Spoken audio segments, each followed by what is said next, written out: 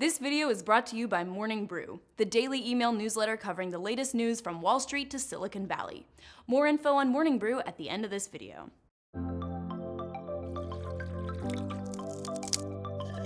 What's up guys, Helen here. If you ask anyone to explain why they love Nathan For You, they'll probably say some iteration of, you just have to watch it.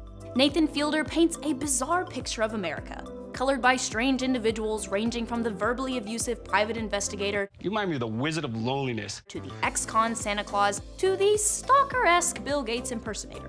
On one level, Nathan's impossibly complex and nonsensical plans belie analysis. But as you already know, that's not gonna stop us. Because below all the insanity, the show crackles with brilliant commentary, holding up a mirror to the absurdity of running a modern business. Welcome to this Wisecrack edition on Nathan For You. And sorta, maybe kinda, spoilers ahead? Here's the premise of the show. In your typical episode of Nathan For You, host Nathan Fielder introduces us to one or more struggling business owners and proposes a cockamamie plan to improve their luck. Nabil let minors purchase alcohol, but then held it in a storage locker until their 21st birthday. Bouquet Plaza Liquor would gain a ton of new underage customers. Then we watch the plan escalate, deviate, and almost inevitably fail. I think that this mashup of retail and history is a train wreck. On the most basic level, many of the plots Nathan concocts reveal something about the strained relationship between morality and economic realities. You seriously are talking about putting a banner that says we sell liquor to minors? Nathan has described the way the series was born partially out of his own obsession with the 2008 economic collapse, in which risky bank behavior took down the global economy. What really fascinated him was the way this cataclysmic fiscal rat was the result of thousands and thousands of seemingly mundane moments. Like when one guy must have known his boss's credit default swap magic was a bunch of woo-woo bull. In nearly every episode of Nathan For You, he makes us live through these kinds of sickening moments after he's pitched an absurd and sometimes immoral idea to a business owner. The plan? Turn the job of moving into America's next fitness craze. We watch each person reluctantly agree to ideas that will likely mislead, exploit the labor of, insult, or terrify customers. I think you'll get a lot more people if they just think it's a workout and we don't tell them that they're actually doing free labor. There's the antique store owner who tepidly extends her business hours to lure in drunk customers who are gonna fall prey to the store's you break it, you buy it policy. I just wouldn't prefer a broken item. I'd rather sell a good one, but yeah. I mean, it would be the same thing no matter what happened, so. During each of these moments, the owner's reluctance is palpable, but it's typically eclipsed by their desire to improve their business, to please Nathan, Probably, yeah. People will think that way. Yeah. or simply to stay on TV. You know, I want to see how it works. I would love to have this information, and then if I have the use, yes, why not using it? Typically, they'll justify it as a means of achieving bottom-line profits. Anytime right? we're moving any product, it's always beneficial to the stores. In this subset of Nathan's pranks, watching decent human beings cajoled into small acts of immorality ranges from painfully uncomfortable to flat-out unbelievable. Okay, you know the drill, right? Yeah. Blast off! Take the time Nathan convinces this man that he's being hired as a Shell PR representative. Enticed by the incentive of a good job, the man is willing to say things like this. This spill right here, this spill was like relatively small. If you had to have a spill somewhere, you would want this spill. Nathan highlights the way a system that emphasizes personal gains at the expense of community good sets up decent human beings to become their worst selves. And these are 4 people that you cut in front of that you thought you were better than, including a 9-year-old girl. Part of the strength of Nathan's satire comes from the fact that each of his ideas have some real-world basis. He takes business antics that we're generally pretty comfortable with and transports them to a place of queasy moral incongruity. For example, in the toy company episode, he takes a familiar kind of advertising and targets it toward children. Owning a Doinkit is now the only proof that you are not a baby. Here, Nathan reveals something uncomfortable about businesses that stealthily exploit our worst insecurities to get a piece of our hard-earned paycheck. Nathan For You showcases the struggle of the small business owner trying to compete in the global economy, subverting the narrative that anyone willing to work hard can simply pull themselves up by their own bootstraps. Nathan puts his own spin on the American dream by first giving us the classic protagonist, a hardworking cab driver or electronics store owner. It's horrible. I mean, it's bad for a small business. Then he paints his own presence as the savvy business consultant, or the dose of luck they need to revitalize their business. But maybe there's a shortcut to actually having brand recognition using a little something called parity law. But the goal isn't actually to help the businesses find success. It's to underscore the absurdity, superficiality, and futility of modern-day business in the first place. For instance, even when his scheme to make an elaborately orchestrated video of a pig rescuing a goat at a petting zoo go viral actually worked, he perversely left the zoo's name out of the video. I didn't want it to come across like an ad, for the petting zoo. I thought it would be a bit transparent, so. But if people would have known that it was Oak Tree Village. But I mean, you can't be so selfish. This mistake is a gag that actually gets to the heart of the show's mission. The short lifespan of any viral animal video pretty much ensures the fact that, even if properly advertised, the petting zoo would have quickly faded back into cultural oblivion. Nathan just expedited the process. Even when Nathan's plans do succeed in the short term, they're typically too implausible to survive in the long term. The Los Angeles Health Department shut down dumb Starbucks yesterday because it did not have proper permits. Usually, the business owner ends up exactly where they started.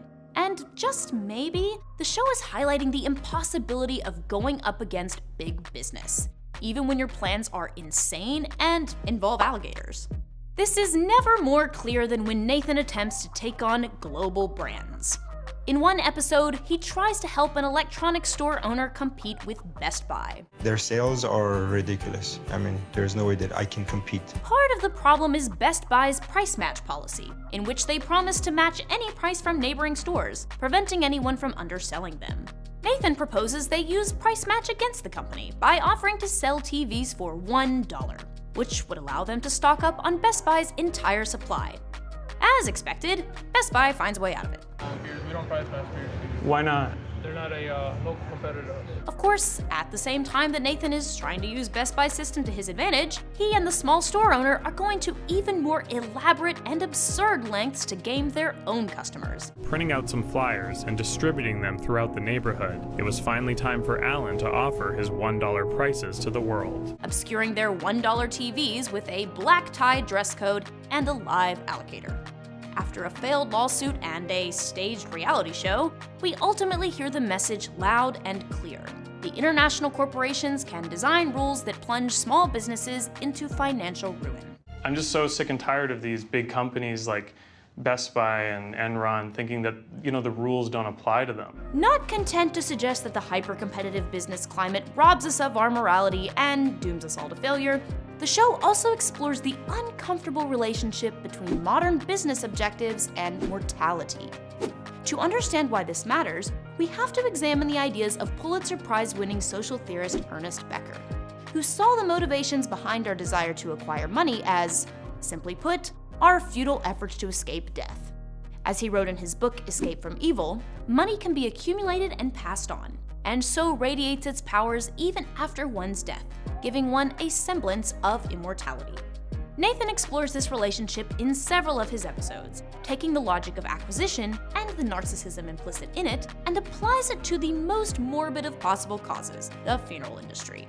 In one episode, he convinces a funeral home to offer a service in which the unpopularly dead can hire actors to attend their funerals so that they appear to be well-liked. This is the ridiculous, albeit logical extension of a consumerist world, in which we amass objects and Instagram likes in order to feel hip, cool, and validated. But there's more. In other episodes, Nathan explores the uncomfortable aspects of monetizing death. He convinces a travel agent who only has very elderly customers to start offering funeral services to squeeze those customers for every cent before they croak. He takes a very familiar logic, diversifying your business, and makes it incredibly eerie by literally capitalizing off deaths. This is a last-ditch effort to squeeze out as much as you can from your customers before they're gone for good. By applying a pretty banal business concept to the most ghoulish of circumstances, Nathan exposes the inherent vulturism sometimes implicit in trying to upsell your customers. Towards the end, Nathan attempts to save on the overhead cost of cremations by testing out the idea of using a wood-fired pizza oven instead of a crematorium. A few more hours, would it all just burn to a crisp? Yep. Would that work the same for a human body? At the same time, there's actually a really strange hopefulness and sincerity to Nathan For You. Think about it. This is one of the very few reality shows in which the people depicted typically don't come across as crazed narcissistic jerks. They're actually, for the most part, pretty sympathetic. The show will often stall on strange moments of humanity, even if it's somewhat disturbing, like the gas station owner's propensity for drinking his grandson's urine. I am promoting because grandson's pee sometimes help. Or the sexually experimental brothers. So you guys are brothers? Mm-hmm. Yeah. And you guys, you'll have sex with the same girl? Or the extremely ghost-wary realtor. You're being choked in Switzerland? Yeah. We were just talking about that. What? Earlier we were Choked talking by what? by an entity. Other times, these displays of humanity are just really genuine. Gonna be okay? It's gonna be okay. The show highlights the tension between those slivers of humanity and the mandates of our modern economy. For instance, in one scheme, Nathan sets his production assistant Solomon up on a date, but agrees to have it sponsored by Quiznos. So, a Quiznos rep is brought on standby to deliver branded dialogue in real time for Solomon to say. Have him say, toasty. Toasting. This is a very self-reflexive critique of the television industry as a whole, which, at the end of the day, only makes money by padding its gripping human dramas and comedies with commercial breaks every 10 or so minutes. Furthermore, the show asks, in a world oversaturated with advertising, how can we hope for a true connection? The show's best through line explores this question by depicting Nathan's ongoing quest to find love and friendship. Whether Nathan's forcing an auditioning actress to say, "I love you," I love you. Again. I love you. or asking a shopkeeper if he'd like to hang out, only to be rejected. Would you ever want to hang out sometime socially with me outside of this? No. Nathan's antics are hilarious because they're perfectly calibrated to turn people off. He's the king of inopportune hugs and misguided attempts at small talk. If it makes it a little bit safer, would you be comfortable just being handcuffed? Nathan enjoys letting his genuine vulnerabilities take center stage. This is never more true than when Nathan treats himself like a struggling business. I know that as a TV host, having a personality that people don't like is bad for business, and that's why I needed to make a change. Scheming to improve his desirability as a friend and lover. He paints himself as the hunk on a made-up dating show. He also conducts a focus group to improve his likability. I think a V-neck would go well with you. A V-neck? Really? And stages an elaborate scientific experiment to improve that hanging out with him is fun. So if their serotonin or dopamine levels go up when they're hanging out with me, that would mean that I'm fun. In treating human interaction like a business, Nathan embodies the loneliness and isolation of our modern world. At other times, Nathan actually offers an answer, with strange moments of genuine human connectedness throughout the series. Solidarity forms amongst a troop of rebate seekers who camp out with Nathan on a mountain. We agree with you. The friendship that we gained here is just incredible. So let's go down the mountain. And an oddly compelling relationship develops between Nathan and TV's most lovable sex worker, Macy. Happy birthday. These interactions are always mediated by money on some level. The rebate seekers are waiting for Nathan to get them their rebates, and Macy is being paid handsomely to hang out with him. But glimmers of true curiosity, affection, and shared humanity shine through, and it's really beautiful to watch. It suggests that human connectedness is the balm that can make the current conditions of the modern world bearable.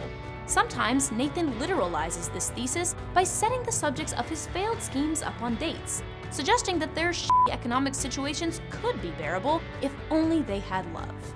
In conclusion, Nathan For You is a giant smirk holding a sign that says, "Please love me." It explores all the cynical motivations that govern us in this ruthless era of startups and branded everything. And hey, at the end of the day, maybe hanging out with the right group of weirdos could be just the antidote you need. Thanks for watching, everyone. Peace. But since we all have to have a job, you're gonna want to stay informed about the world of business.